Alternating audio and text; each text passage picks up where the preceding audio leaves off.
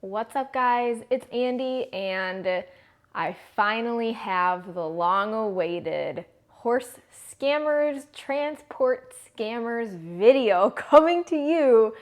I had so many screenshots I had to organize for this video, and I just had like a burst of energy.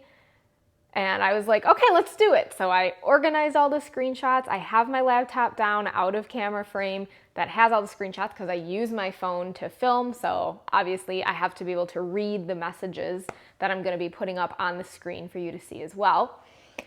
And I want to make a disclaimer on this video. Looking back, the red flags are everywhere, everywhere. That's why I'm making this video, because when you're desperate, when you're hopeful, when you're doing it on your own, these things don't stick out to you. Or maybe they do, but then something else falls into play and you're like, oh, I guess that makes sense. Don't talk yourself out of it. Trust your gut. I should have trusted my gut. I had 4 opportunities to not lose $450, and I am fortunate enough to be in a situation where I was able to lose those $450 without it affecting my ability to end up getting a real transporter. And not a lot of people can say that. $450 is a lot. So I just want everyone, this is an educational video. We're talking about red flags. We're seeing examples. All of these sorts of things and feelings that I'm going to be talking about that you should trust and you should listen to.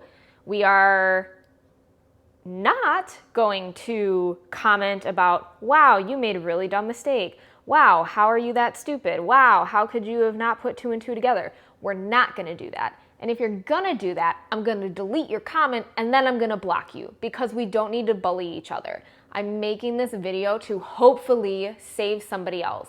And I will say, the red flags were, everywhere, but to my, defense, I not only found an entire group of other people that had been scammed by the same guy because he had his shit together, and we're going to talk about things to look at, but I actually prevented 4 other people from falling for his scam.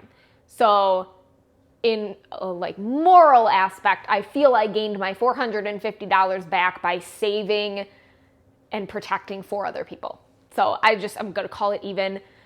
I get angry just even looking at this because it's so stupid, but I'm not going to beat down on myself because I was just a really hopeful person that was taken advantage of. And that's what it comes down to. So remember, we're not bullying on this video. Maybe it gives you a good laugh. I have to laugh at this because I'm also like, how could you have been so stupid? But then I think about how I felt in the moment, and I just want to make this video to help somebody else, okay? So let's get going. There's 3 parts to this video: 2 horse scammers and then the transport scammer. So let's get into the first part. Okay. So I'm going to put a picture up on the screen of a very beautiful OTTB mare. I did not really want an OTTB mare. I didn't want an OTTB and I did not want a mare, but she is, obviously you can tell by the picture, beautiful. Oh my gosh, her name was Charm. I can't remember what her jockey club name. I know she was 16-3 and she was 4 years old. And she was going under saddle really well. I don't know if I'd necessarily call the seller of this horse a scammer. She was just a shitty seller, we'll put it that way. So I messaged her about the horse. We had mutual friends on Facebook. She was about an hour-and-a-half drive away from my place. I'm like, oh, this is great. Let's set up a date for a trial. I got my friend Steph, who is an eventer, and she used to train hunters, and she judges the local hunter circuit, to agree to come with me. I was going to pick her up at the barn on a Saturday morning, and we were going to go out. I have mutual friends through the eventing people that I know who know this lady. She's like a legitimate person with a legitimate business, right? So I get everything set up. I've got Steph coming with me. I've got the day off of work so we can drive up and visit. I've got all my stuff ready to go so, we can see how she is, groom her, ride her, and kind of go from there. And if she was exactly what I was looking for, because she was started over fences, she had all her basic flat work, I was ready to literally write a check. Like, I was ready to find the horse that was gonna do the things that I wanted to do. So just to double check, because everything in my life gets messed up for some reason, the Thursday before we were going to see this horse, I messaged the owner, like, just following up. We're still on for Saturday, 11 o'clock. I'm going to be bringing my friend who's an ex-trainer with me, and we'll see you at 11, and these are the things that we'd like to do. And no response for the entire day. So come Friday, I'm like, okay, let's try again. So I go ahead and I'm gonna make sure I block out all these people's information. I message her and I'm like, I just wanted to confirm, like, we're still on for 11 tomorrow. And I think my message actually, the visit for tomorrow at 11 a.m. with Charm. And this was sent in the morning, like, I don't know, 9, 10 o'clock. And at 1:30 in the afternoon, Friday, the day before we were supposed to go out, I get the message, I'll insert a screenshot. Hey there, so sorry for the silence. My weekend help is out sick. So the weekend help for the following day already called out. Totally plausible situation. I know it happens, like if someone got the flu or something, but also this was August. So I'm not saying it couldn't happen, but like it just seemed a little sketchy to me. Like, oh, hey, I'm calling in because I'm going to be sick tomorrow. Okay, sure. And she said, I'm going to be unable to show you Charm tomorrow. And I said, well, what's your availability to reschedule? Radio silence. Never heard from this fucking lady ever again. Talk about hella annoying. So I was devastated because she was beautiful. Like, her confirmation pictures were just beautiful. And I had to just let it slide.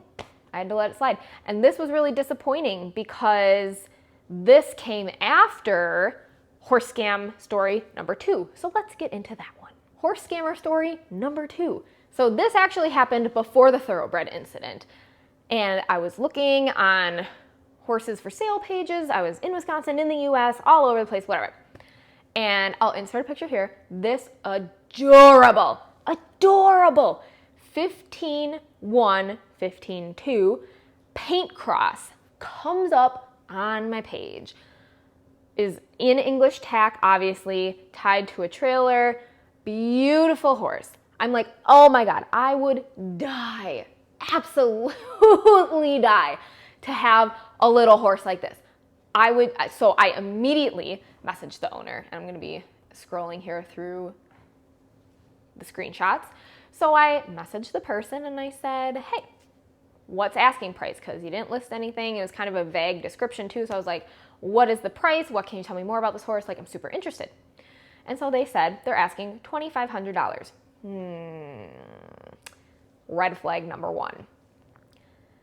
Person says, I have owned him for over 3 years. When I bought him, he has no history of founder.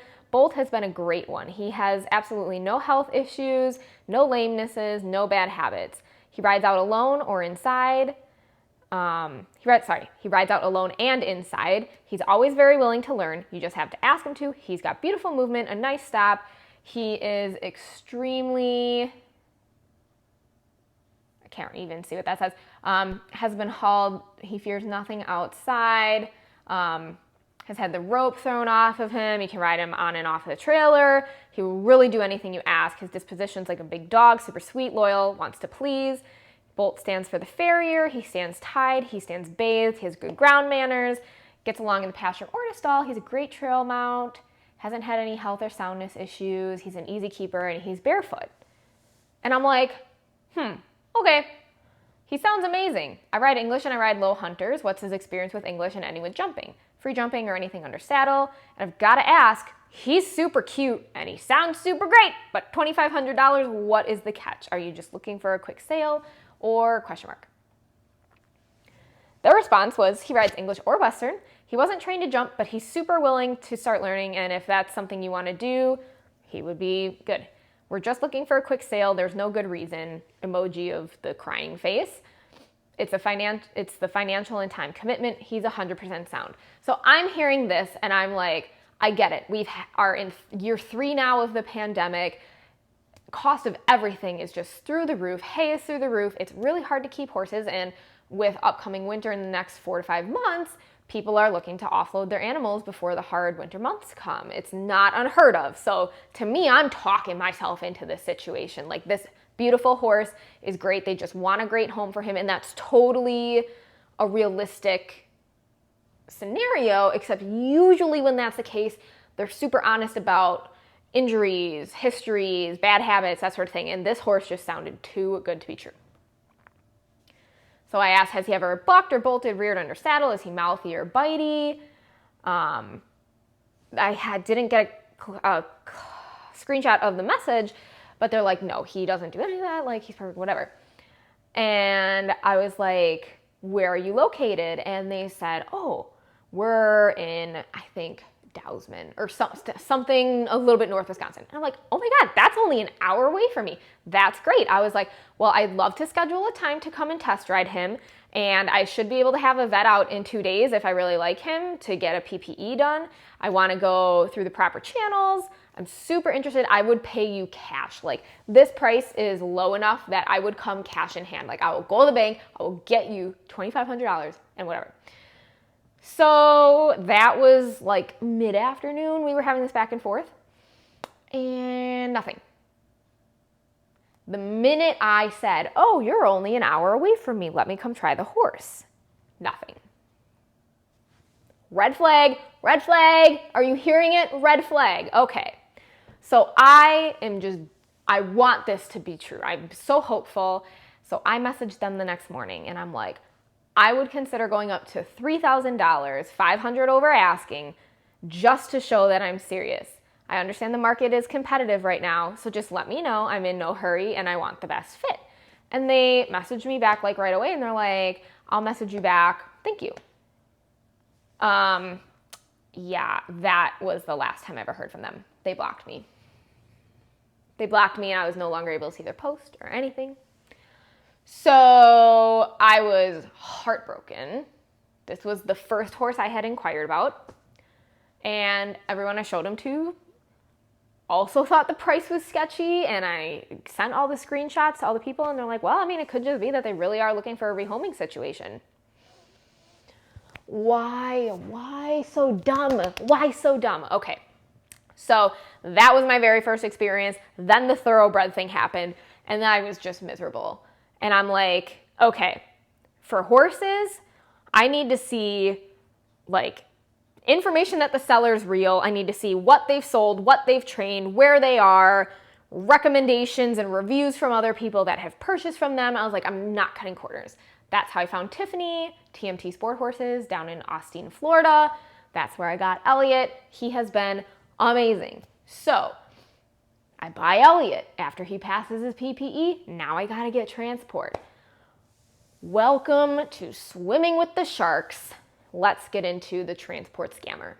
So you thought those stories had some red flags? Whew! Wait until you see this, okay? Again, disclaimer. If you just want to type a really mean comment about how dumb I was, save it.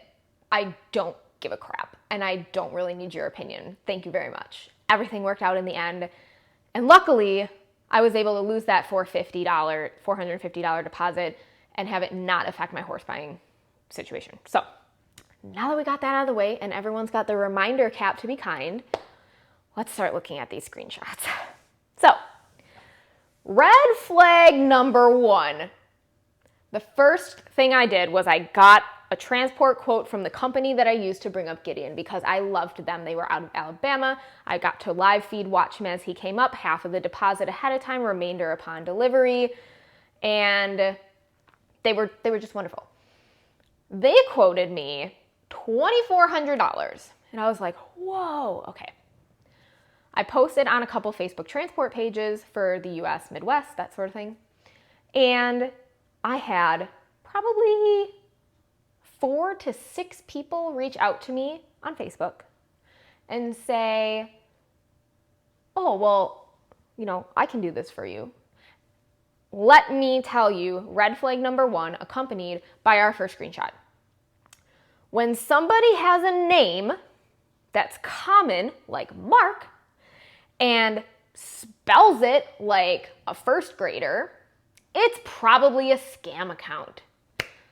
I'm trying to think of I had multiple accounts where the names, looking back, I'm like, that's obviously not a real person, okay?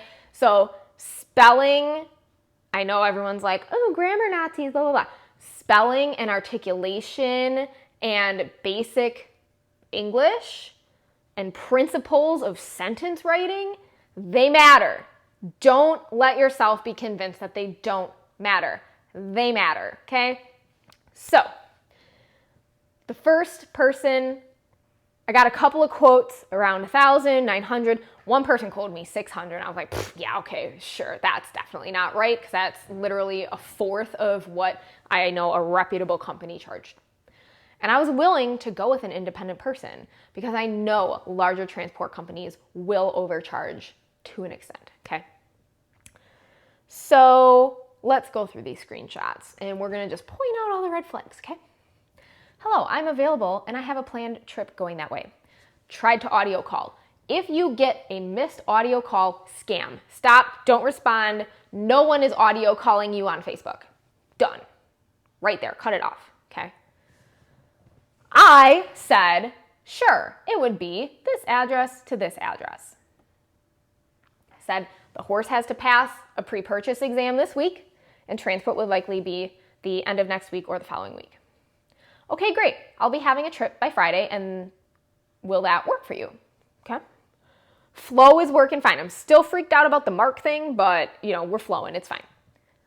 So as long as the PPE passes, I think that would be fine. What would be the price? I'm just quote shopping today. The trip is going to cost $900, including the booking fee. Booking fee, legit. $900, red flag for a $2,400 trip, okay?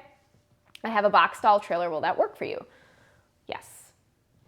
I'm not going to get into the debate over what type of transport you should pick for a horse that's traveling multiple days.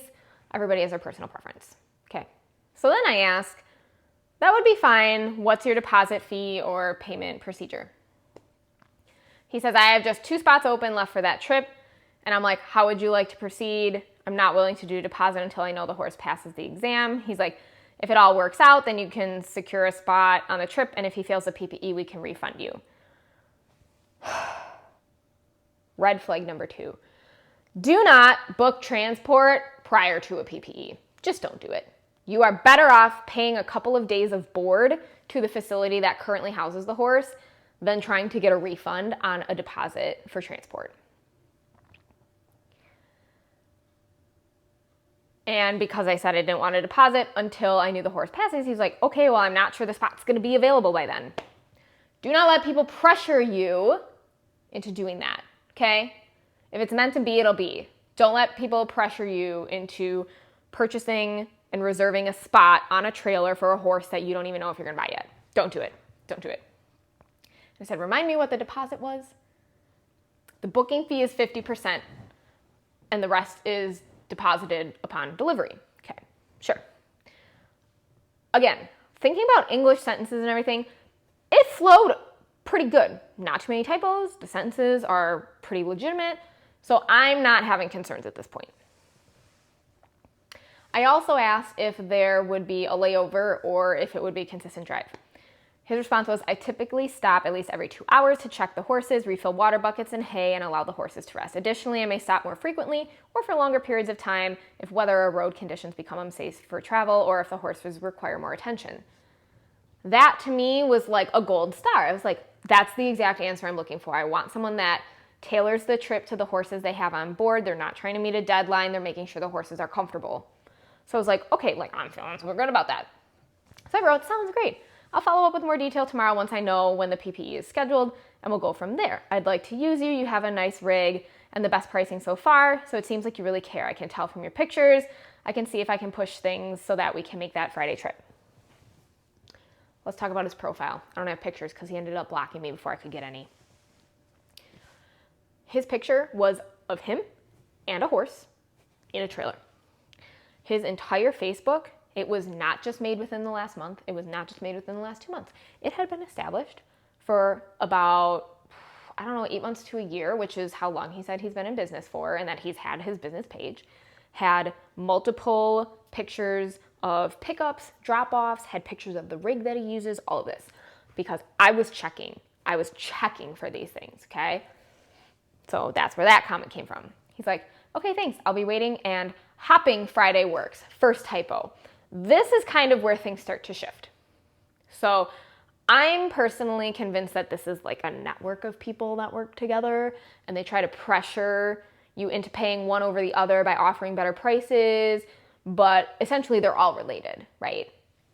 That's my theory. So I said the PPE is Wednesday at 12:30, so if he passes, I will let you know if Friday will work. Then he replied to his own booking fee comment and said, like I said earlier, the booking fee is 50% up front. That's $450, and the rest is deposited upon delivery. Super standard. It's how it was with any transport company I've used before. I said, okay, as long as it's guaranteed refundable if the sale doesn't go through, how do you prefer payment? He's like, payment is refundable. I receive payment via Zelle. Red flag, red flag. Do not use Zelle. It is a purely cash app, and once you make a payment and you have your bank send that through, you will never, ever get that money back. Never. I don't know how many times I have to say this. You will never get it back. Okay? Never. Zelle is a no. Absolutely no.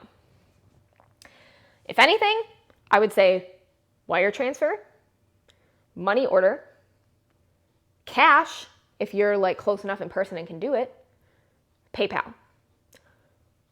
Nothing else. Literally nothing else.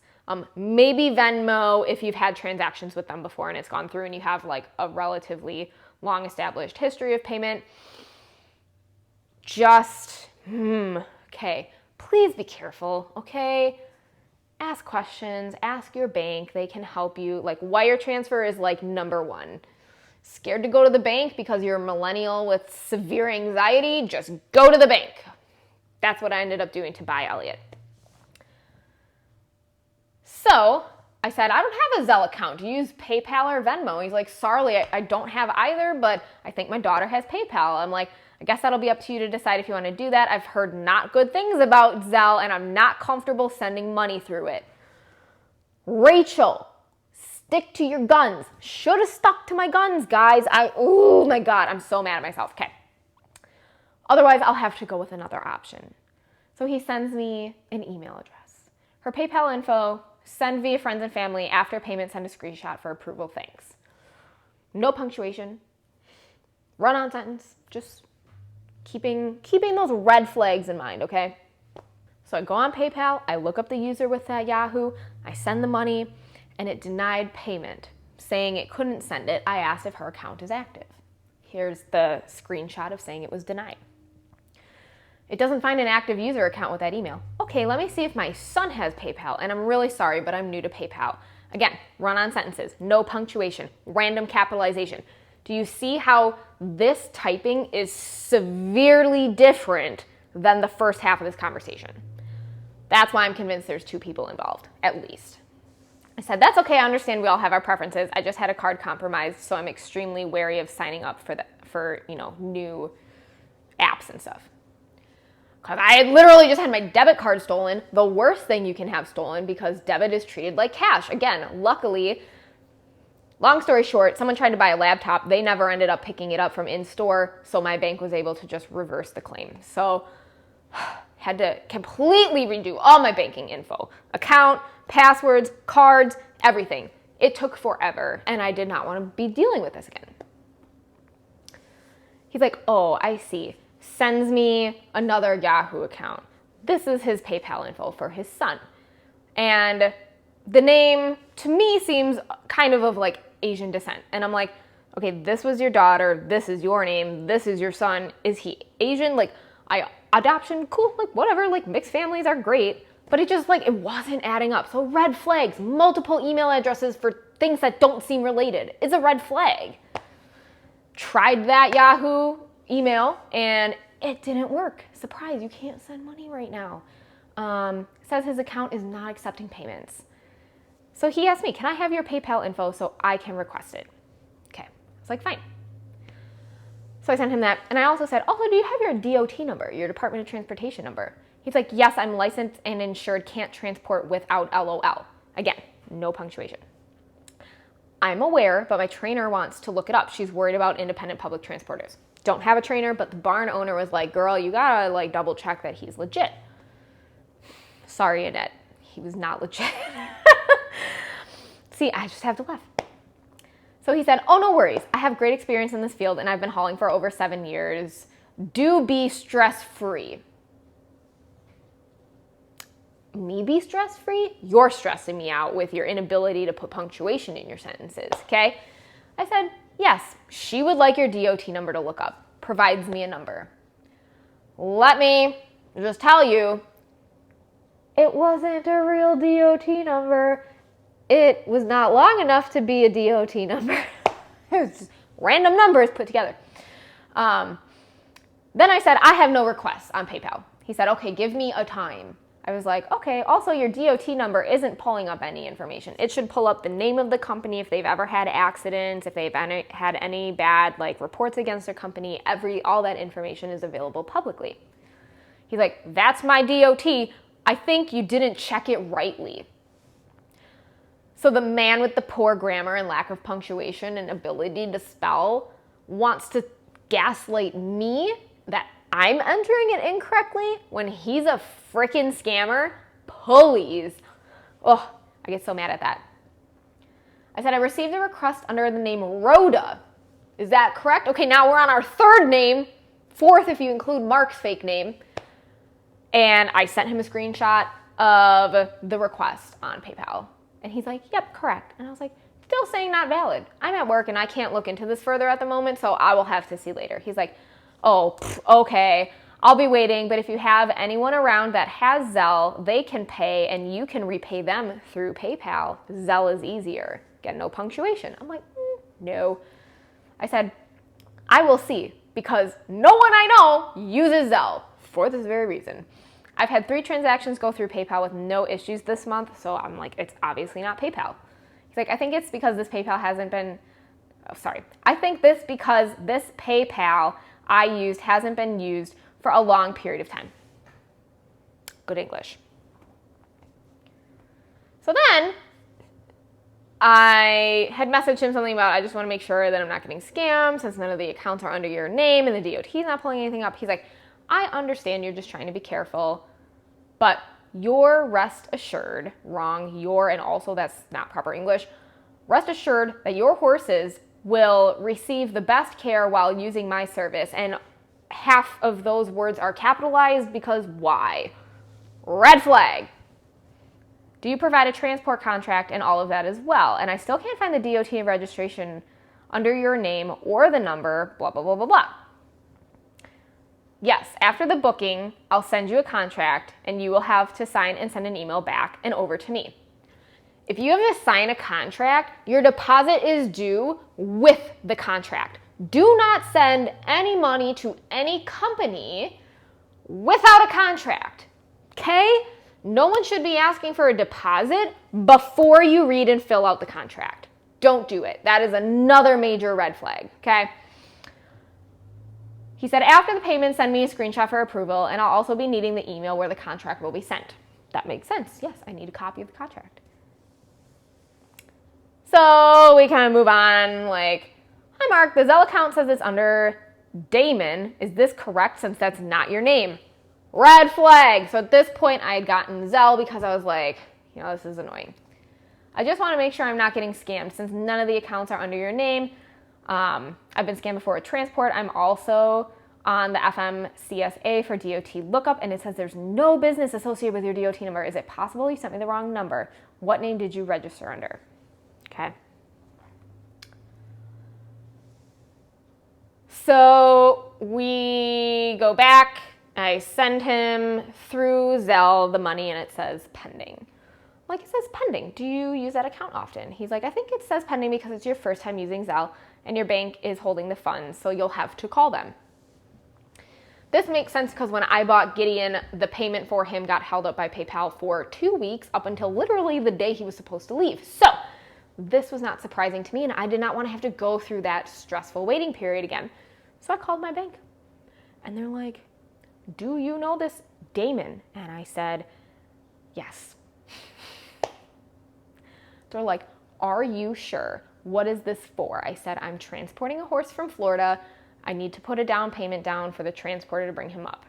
And the guy just, you could tell he wanted to scream, don't do it, lady! Don't do it, lady! But he can't because he's a professional and all those calls are recorded, right? So he's like, so you want to send Damon $450 for transport of a horse and you've never met him and there's like no legally binding contract. I'm like, well, the contract's coming after. Okay. Okay. So the fraud department at Chase Bank lets it go. So I said, oh, this is why I wanted to use an established payment. This happened last year when I first signed up for PayPal, like I just told you. I'll call my bank and try to get it pushed through, but if it can't be pushed through, it's going to be pending for a week, and they decide it's spam or not, I'm probably going to have to pick a different transporter. He said, give them a call, and I'm sure they'll send it through ASAP. So I said, they're working on it. It rejected twice and closed my account, claiming fraud, so I'm working with them. I will pay the remainder in cash upon delivery, so I don't have to go through this again. Yes, they actually locked me out of my Chase account because they thought I had been compromised from me trying to send this man money. How many opportunities now did I have the chance to just be like, nope, something doesn't feel right? 1 bad payment, 2 bad payment, 3 bad payment, 2 attempts through Zelle. 5? This is the fifth opportunity now I've had to put 2 and 2 together. It's fine. So he says, okay, yeah, the rest can be paid in cash upon delivery. I was like, this is my email, this is my cell. She said to refresh my screen in 5 minutes, and it'll show that it is approved, and I will send you the screenshot. He says, okay. I get the approval, and I send him the screenshot, and I said, it should be approved. He's like, okay, give me a minute for the approval. I'm like, thanks. He's like, all right, payment was approved. Thank you. I said, I'll keep an eye out for your email. AKA the contract. He's like, I'll message you when I get does emailed to you. Okay, back to the typos. So I waited until the following day and I'm like, should I be expecting that tonight or tomorrow? Because it was supposed to be that day. He said, tomorrow. I'm the AM. Okay, I think he meant to say in the AM. And I said, okay, thank you. Have a good night. He said, okay, thanks. And the next morning I said, hi, Mark. It's 11:55. It's almost noon. We're almost past the morning. Haven't gotten that contract yet. Will you be sending it soon? Oh, sorry for the delay. I'll be sending that in some minute. Praying hands, high five hands, however you want to interpret that emoji. The emoji. I said, thanks. And that's the end of our story because 5 minutes later, after I check my email and see there's nothing there again, I go to message him back and surprise, I've been blocked. Can't see his profile anymore. Can't see any of his ads on the transport pages. And I had a feeling that morning, which is how I remained to have all these screenshots before our conversations were deleted and how I still got his profile picture. So I just about shat my pants at work because I had a feeling. So that is my story about how I got scammed out of transport. So let's do a little recap of the red flags and things that we should know after this story are a problem. If you've got an all-around horse that can do anything and is willing to do anything and the price tag is less than what it should be, red flag. If you're dealing with people who have common names like Mark and they spell them like a second grader, red flag. If you're talking to someone and the tone or way of writing, style of writing, changes halfway through your conversation, red flag. Okay? If the person you're talking to who has the weird spelled name can't properly compute English sentences, suddenly is lacking punctuation, random capitalization of letters, mix-ups of like autocorrect, but consistently. Red flag. If their Facebook page for a business has been established for, I want to say 6 months or less, but I think I'm going to have to go higher to like a year or 2 years or less, and they don't have any reviews, red flag. They provide you with a DOT number that either doesn't have the correct amount of numbers and or does not pull up a company, that means it's fake and it doesn't exist. Red flag. I'm trying to think, is there anything else? I mean, really, I think those are the main points. How could we forget? If they want you to pay them in Zelle, red flag. If they want you to pay 4 different emails to which none of them match the person's name, red flag. If you have to call your bank to push a payment through and the non-equestrian bank guy on the customer service line is like giving the heebie-jeebies about the situation, trust the bank guy. Red flag. Don't do it. Don't send the money, guys. Don't send money for a deposit before receiving and or signing a transport contract. Red flag if they want you to do that ahead of time. I'm trying to think. What else? We did the payment. We did all that sketchy shit. Likely, unless you're the luckiest person in the world, if you're saying, I'm planning on doing a PPE on this day and the horse will be purchased on this day and they just happen to have a route coming to you the following day, it's probably fake. Red flag. Usually people, at least from my experience, had to wait a week to 2 weeks to find a route that was going to work for them, okay? I don't want to discourage people from using independently owned companies because that is who I ended up using for bringing Gideon up, and they were great, and they were a lovely couple. And so I don't want to be like, yes, you have to use a big transport company that goes all over the US, but you have to be so careful, okay? This has been fun. It's been reflective. It took me this long, 1, from an organization standpoint, and 2, from just having to tuck my tail and accept that I made some really dumb decisions, okay? I don't even think I told my parents because I was embarrassed. I was so embarrassed to be like, oh yeah, I fucked up again. So take these lessons with you if you're going to buy a horse. If you know someone who's going to buy a horse, send them this video. It's probably been a very long video now at this point. We'll see what it ends up being when I edit it. But remember, be kind. Trust your gut. Don't make dumb decisions. A lot of young adults buying their first horses, unless you have a trainer involved, don't be willing to fold on your morals and your gut feelings, okay? Follow your gut instinct. And I also want to put the disclaimer with this. Buying a horse with a trainer is not going to stop this from happening. Buying a horse under trainer guidance isn't necessarily the best way. I think we've all seen through my experience with Gideon and the trainer I had at the time. I feel like there was a lot discussed behind the scenes about Gideon that I was not involved in, and then I was kind of blindsided with a bunch of information. So I'm not saying you have to have a trainer to help with every single horse purchase, but you have to be smart and you have to be careful. Do not rush. If it's meant to be, it's meant to be. And I think that's all I have for words of wisdom. So again, be kind. If you have a horror story, share that down in the comments because I would love to hear it so I don't feel so bad about myself. And we will see you guys in the next one.